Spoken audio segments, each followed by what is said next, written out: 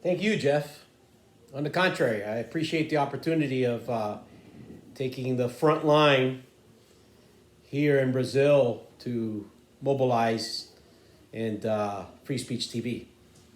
Uh, so the story is of what happened here. It was November 5th, 2015.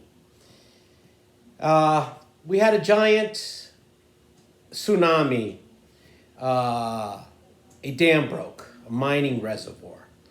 And it was a tidal wave of some parts, depending on if it hit a church or a building or part of a mountain, as it rolled down into the river.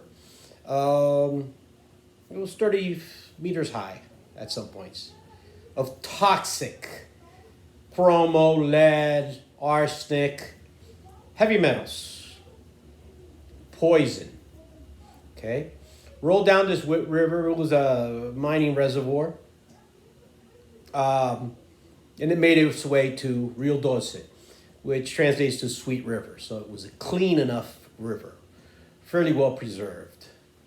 826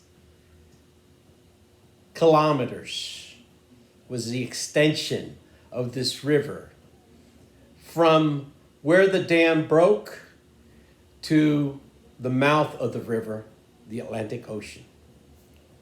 Okay?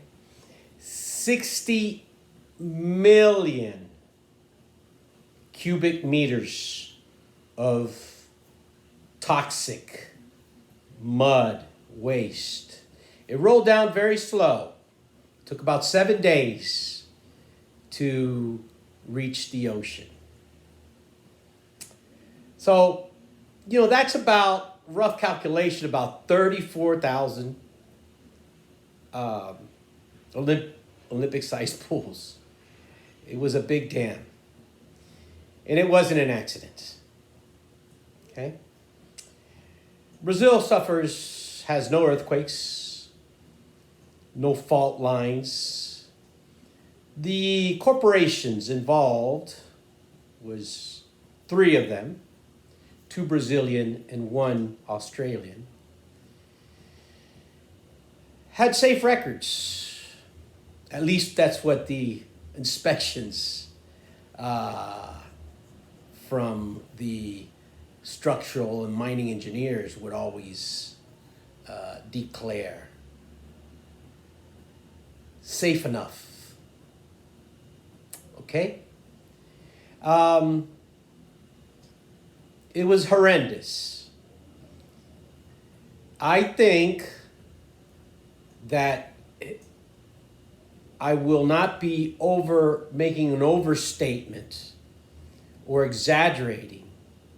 And I think history will absolve us in the future. It will be known as a word that I had to invent at that particular period, because it was not just ecocide, it wasn't genocide, it was eco-genocide. And we registered that, and that's the word that we used. This is a region, this happened in a region that actually I'm standing on it right now. There's 80 kilometers worth of tunnels that used to be mined by the slaves back in the day. And this is the city of Ouro Preto. The city of Ouro Preto had so much gold, and it was exploited by the Europeans through the suffering of the slaves, that it actually, this region is what financed the Industrial Revolution. The first factories in Birmingham were set up with the gold, principally the gold. There was precious stones also, but gold that was in this area.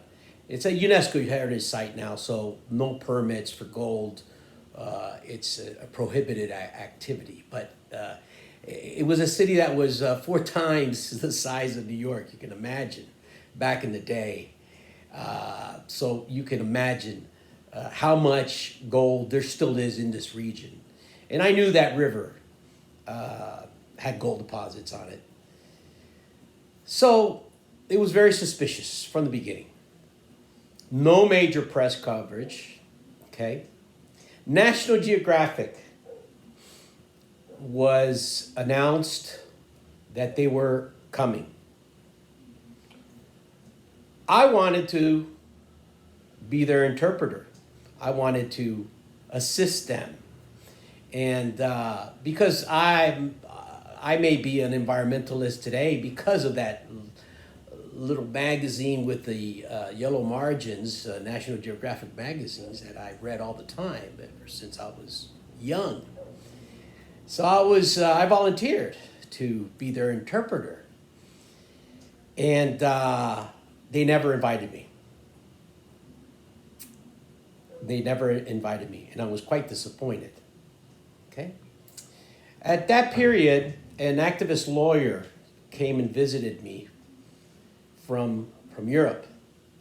And she was related to Polly Higgins' work. Polly Higgins was a great rights of nature lawyer. She created a great movement. And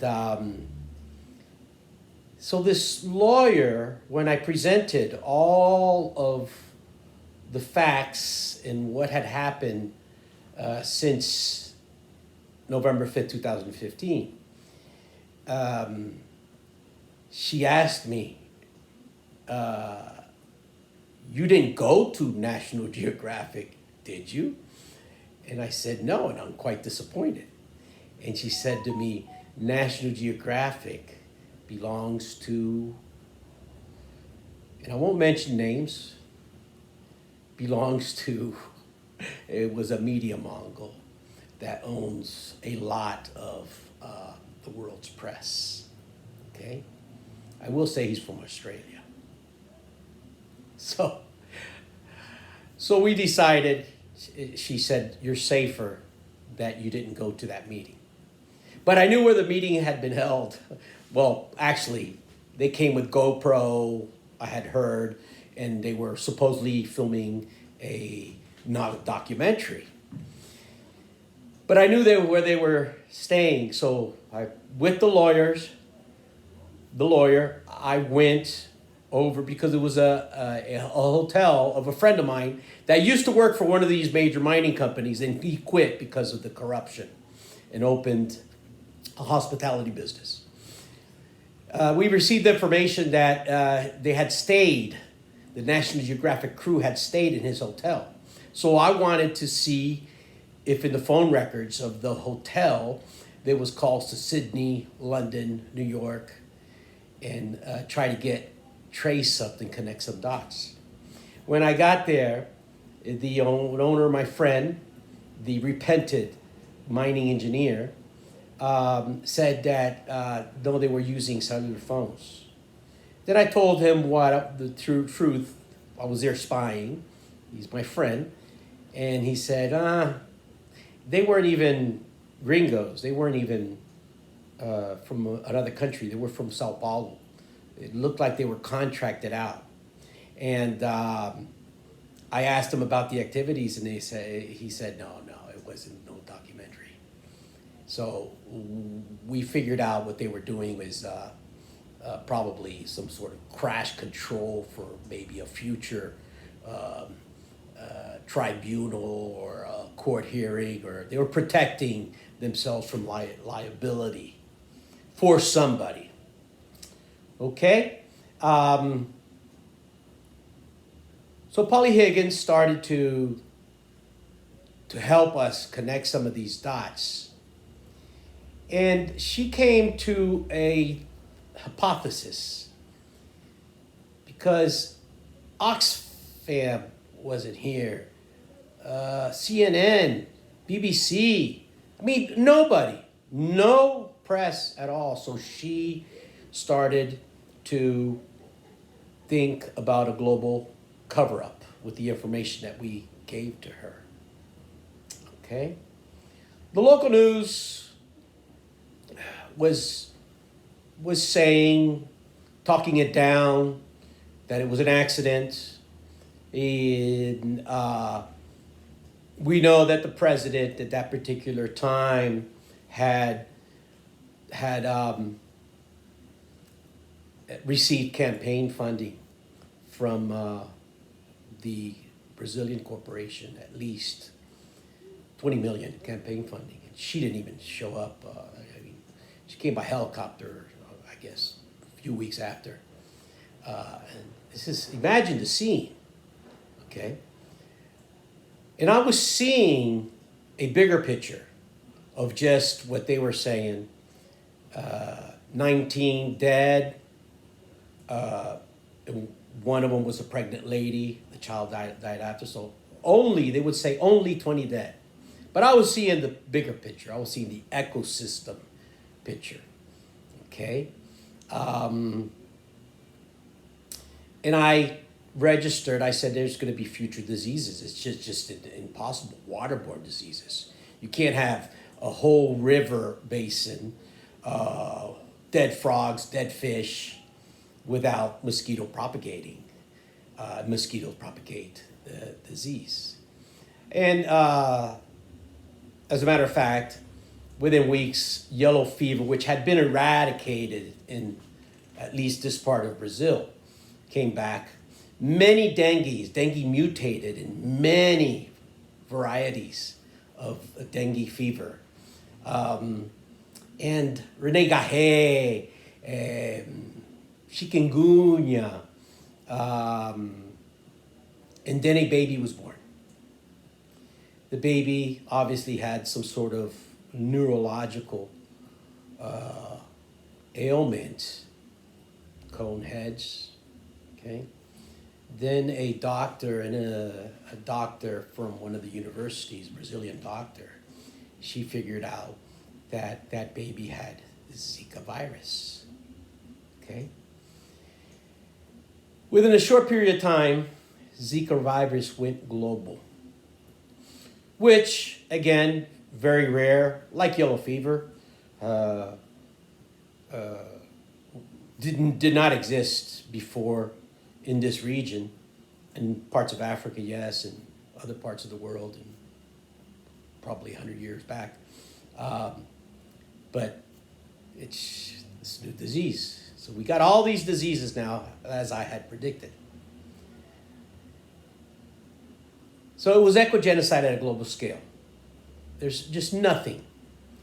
And I started to think and put pieces together. Geopolitical situation, economic situation. This was 2015. We had the Great Recession in 2008. I knew that many countries were wanting to get back on the gold standard in fear of a global economic collapse. The Saudis, at that period, Russia is now on the gold standard. China had posters up at that particular time, and for 10 years prior to that, saying, citizens, the CCP, we are experimenting with capitalism. It's but an experiment, but it may fail, so we are getting on the gold standard to protect the people. And any citizen that can purchase gold would be good to have that. So they were already thinking this 15 years ago. China. I'm talking about China. So I knew that there was going to be a big demand for gold. This was an iron ore mining.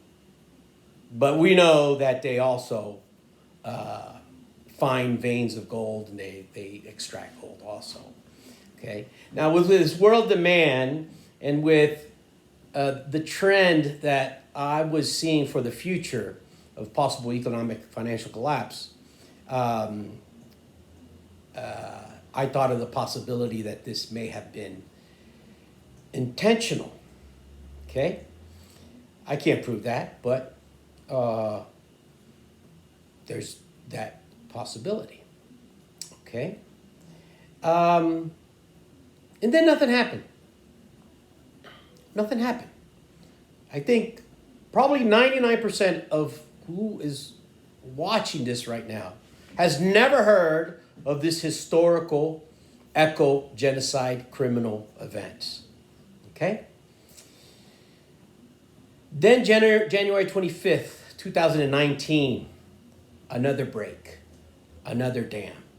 We already knew, because there's hundreds of them, right in this region here. Mining is very big. The name of the state is called Minas Gerais. That tells you everything. General Mines. Very rich state in that type of natural resource. That one was small. 11,700, 11.7 cubic meters. That was a small reservoir. 12 Olympic-sized pools. The other one was 54, actually. 54.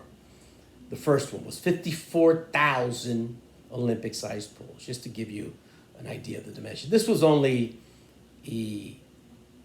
11 Olympic-sized pools. It's a lot of toxic waste. And then that one had more human casualties. 272, they say. These aren't UN status. These aren't Red Cross status. These aren't. These are just like corporate status, corporate and government status, which go hand in hand. Okay. And it polluted also a river, but not such a long extension.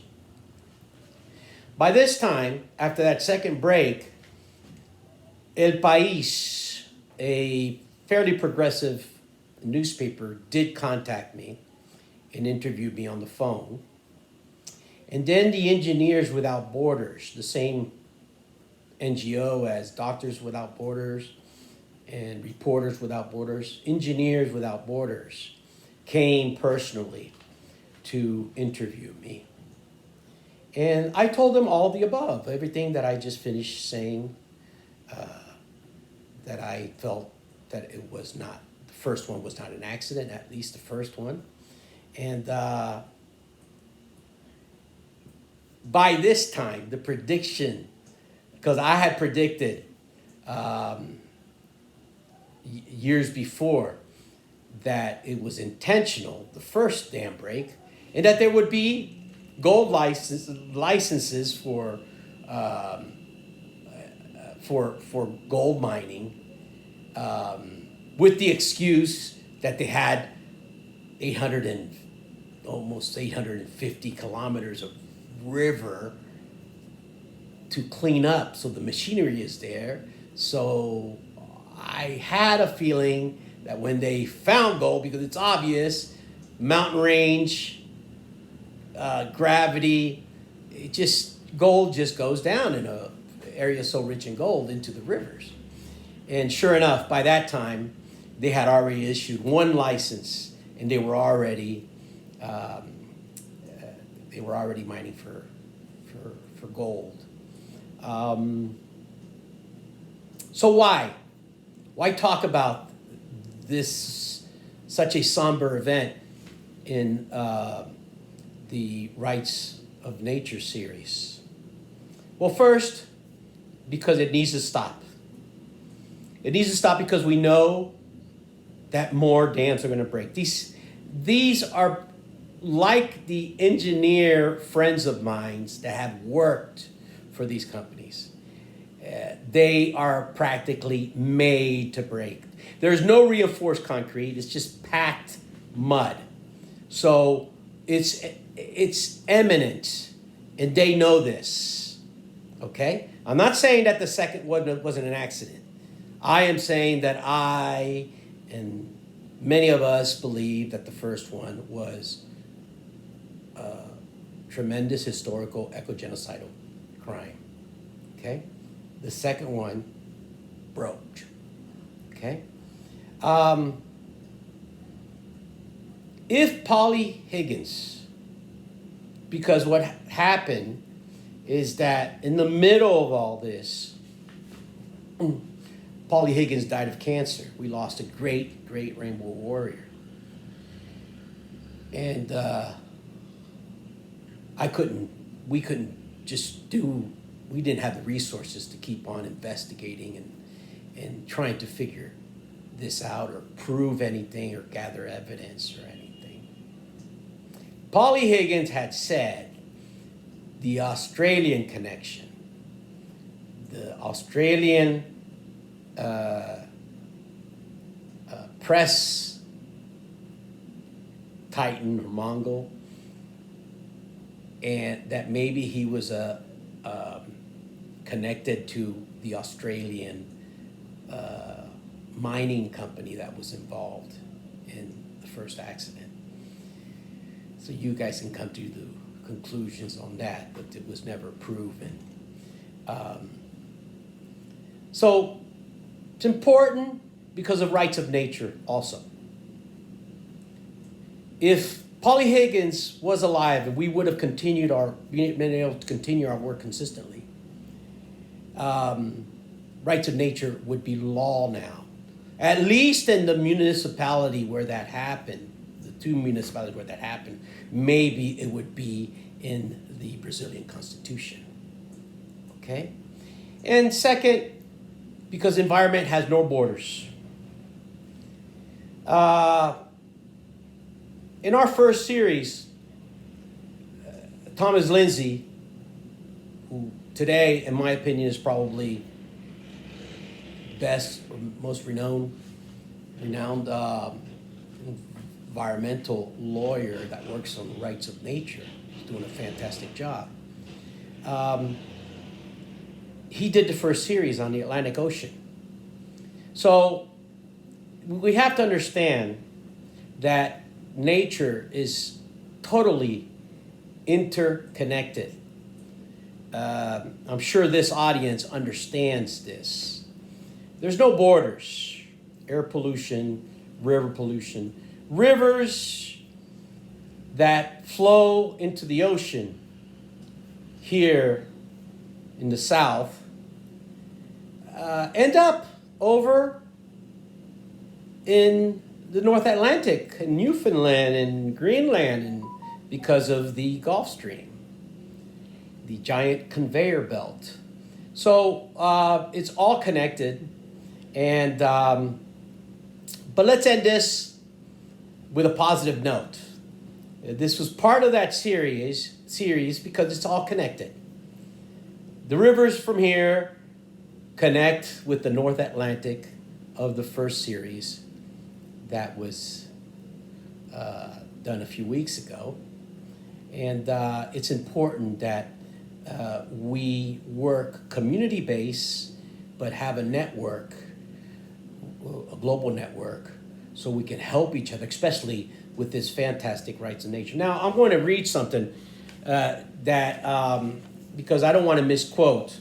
This was something that I learned from Thomas Lindsay, actually, and it was unbelievable.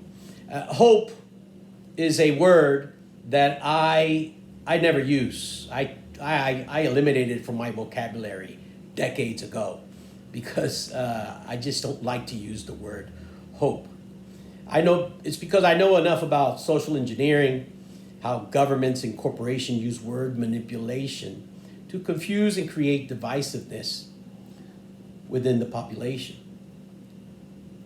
They create ignorance within the masses so the minority elite can continue their scam, because it is a scam. Government and corporate alliances work hand in hand, and they're corrupt. The word hope in Portuguese, and a couple, at least one other of the Romantic languages is esperanza. Once I had a mentor that was a great theologian, a priest that had, renegade priest that had left the church, but he was genius, spoke many languages, and was just quite intelligent. The Jesuits are very, very intelligent. I asked him, he knew I was an activist, and I asked him, why is hope so different in the Anglo-Saxon than in the Romantic languages, from hope to esperanza, you know? And he knew I was an activist, so he asked me if it was a trick question first. He was an old guy. He was quite a. My conversation with him would last for hours, and he was quite a. So he asked me if it was a trick question. I said no. It's just that in the language I would speak to him, and hope was esperanza, and I never liked that word because esperanza is espera. Espera means wait. So an activist that likes to take action doesn't. I personally never wanted to use that word, wait. Okay. He looked at me very sly and took some time to answer. He was challenging me, actually. Okay. Then I know because he spoke more languages than me, and I it happens to be I have to translate in my mind before speaking. But he took some time to answer. And then he said, well, you're right. It means wait, yes. But its origin, it also means to expand. Spessa, he said. Win, to act. And positive, things to come. That's what it means. In another. Well, to me, when a word has double meanings, especially if it originated in an empirical society, or religious one, I don't use it. But to end this on a positive note, and this is a true story, in the first Right of Nature series, Thomas presented with another great activist also. And he had... Before that, I had viewed a great speech of Thomas Lindsay. And he, as I would like to now, ended with a better definition of the word hope. It was a fantastic speech, and everybody should look it up. It lifted me up, and many of my colleagues, activists also.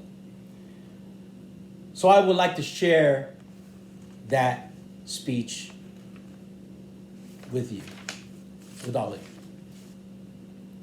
Thomas said that in his introduction, the college mentioned the colleague, it was at a university where he was talking, that this was a time for hope.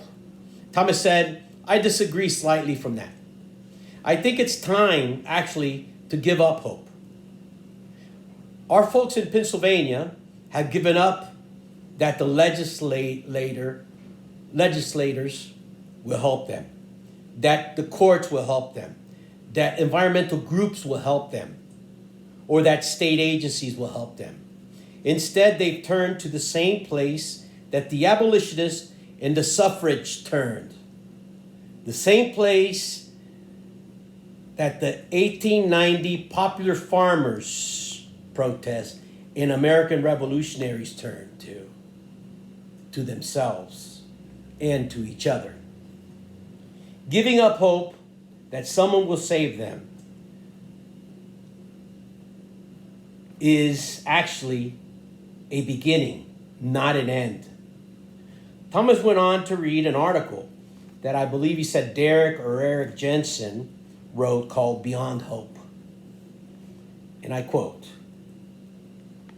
A wonderful thing happens when you give up on hope, which is that you never needed it in the first place. You realize that giving up on hope didn't kill you. It didn't even make you less effective. In fact, it makes you more effective because you cease to rely on someone else to solve the problem. You see, hoping your problems will somehow get solved by the magic of a god, for example, the Great Mother, the Sierra Club, valiant tree sitters, the brave salamander, or even the earth herself. And you just begin doing it. If you just begin doing whatever it takes to solve the problems yourself, when you give up on hope, something even better happens than that it doesn't kill you. But it does kill you. You die. And there is a wonderful thing about being dead. And that's that those in power can't really touch you anymore. Not through promises, not through threats, nor violence itself. When you give up on hope, you turn away from fear. And when you quit relying on hope and instead begin to protect the people, places, and things you love, you become very dangerous indeed to those in power. In case you're wondering, Jensen writes, giving up hope can be a very good thing. So get this. A few weeks ago, when I heard that speech, and after watching the first series on the North Atlantic Ocean, which was so beautiful and scenic images of the Newfoundland and near Labrador. But hearing them talk about the way that rights of nature is advancing, for the first time in 30 plus years as a frontline activist, I have hope. And I'll tell you why. Rights of nature means that any member of the natural world can be a plaintiff in a court of law. You must stop and really think about this to enjoy the blissful moment that I got when I was pondering on this. See, there is about 7.5 billion humans on Earth, correct? But I thought to myself, wow, there are many more living beings in nature than humans. That's a good thing. They talked about a case this series about a salmon that was a plaintiff. And I've been following that salmon ever since to see what the judge ruled, because that's quite interesting. When flora and fauna has rights in court, then that's a revolution. Then I did a census, so to speak. And this was the result. Did you all know that there are about 3.5 trillion fish in the planet's oceans and rivers? Birds, 430 billion. Soil is an uncalculable universe with its fungi, bacteria, lovely little bugs. So rights of nature is going to be the breakthrough, in my opinion, that we needed. And rights of nature already exist in countries, I learned from Thomas Lindsay. Countries like Ecuador, Panama, Bolivia, Chile, still pending, but it's almost in the Constitution. A couple Mexican states, 3 dozen U.S. government municipalities, I believe, plus an array of list of European municipalities. It's really happening. And it's a revolution. It really is, if you really think about it. For the first time in my life, I have hope for the future of my kids in all generations forthcoming. I didn't have that until a few weeks ago. And I am proud of all the warriors out there. I may be out of a job, okay? Because now the environmental lawyers have to get to work and enforce these laws. It's already happening, and I dream of the day when disasters and eco-genocide crimes stop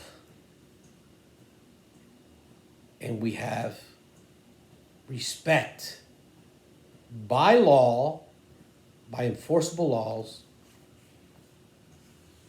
for the natural world and the humans that they serve. That's my dream. Thank you very much.